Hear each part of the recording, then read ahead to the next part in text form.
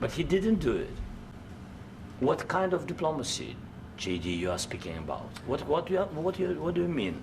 I'm talking about the kind of diplomacy that's going to end the destruction of your country. Yes, but if you Mr. President, with respect, I think it's disrespectful for you to come into the Oval Office and try to litigate this in front of the American media. Right now, you guys are going around and forcing conscripts to the front lines because you have manpower problems. You should be thanking the President for trying to bring an end to this conflict. Have you ever been to Ukraine that you say what problems we have?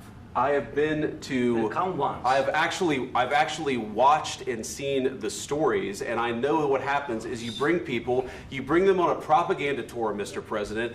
Do you disagree that you've had problems bringing people into your military? And do you think that it's respectful to come to the Oval Office of the United States of America and attack the administration that is trying to prevent the destruction of your country? A lot of questions. Let's start from the beginning. Sure. First of all, during the war, everybody has problems, even you, but you have nice ocean and don't feel now, but you will feel it in the future.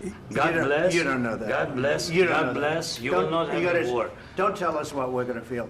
We're trying to solve a problem. Don't tell us what we're going to feel. I'm not telling you. Because you're in no position to dictate that. That's exactly what you're doing. You're in no position to dictate what we're going to feel.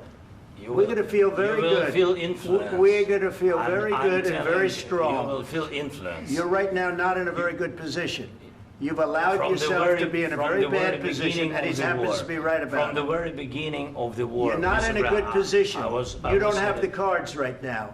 With us, you start having cards. Right now, you don't. You're playing cards. You're playing cards. You're gambling with the lives of millions of people. You're gambling with World War III. You're gambling with World War III. And what you're doing is very disrespectful to the country, this country. That's backed you far more than a lot of people said they should have. Have you said thank you once? This a lot entire of meeting? times. No, in this entire meeting, have you said thank you? Today. You went to Pennsylvania and campaigned for the opposition in October. Offer some words of appreciation for the United States of America and the President who's trying to save your country.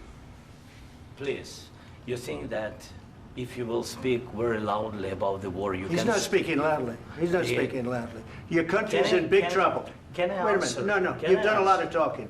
Your country is in big trouble. I know. You're not winning. I know. You're not winning this. You have a damn good chance of coming out okay because of us. Mr. President, we are staying in our country, staying strong from the very beginning of the war. We've been alone, and we are thankful. I said thanks you haven't in been this alone. cabinet, you and haven't not been only alone. in this cabinet. We gave you, through this stupid president, $350 billion.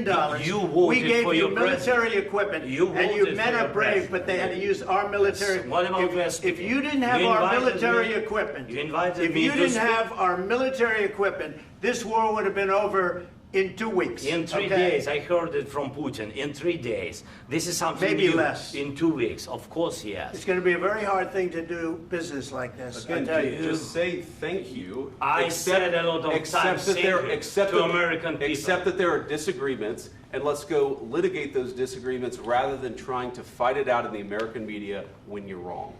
We know that you're wrong. But you see, I think it's good for the American people to see what's going on. I understand, sir. I think it's very important. That's why I kept this going so long. You have to be thankful. You don't have the cards. Thankful. You're buried there. Your people are dying. I can tell you You're again, running low I know. on soldiers. Don't please, you're running Mr. low President. on soldiers. It would be a damn good thing. Mr. And then you tell us, I don't want a ceasefire. I don't want a ceasefire. I want to go, and I want this. Look, if you could get a ceasefire right now, I tell you, you take it so the bullets stop flying and your men stop getting killed. Of course, we want to stop the war. But you're saying you don't want a ceasefire. But I said to you, I want a ceasefire. with guarantees. Because you'll get a ceasefire faster than an agreement. Ask our people about ceasefire, what they think. That wasn't with me. For you what, that what wasn't this with me. means. That was with a guy named Biden who was not a smart person. That was with Obama. It was your president. Excuse me. That was with Obama, who gave you sheets, and I gave you javelins. Yes. I gave you the javelins to take out all those tanks. Obama gave you sheets.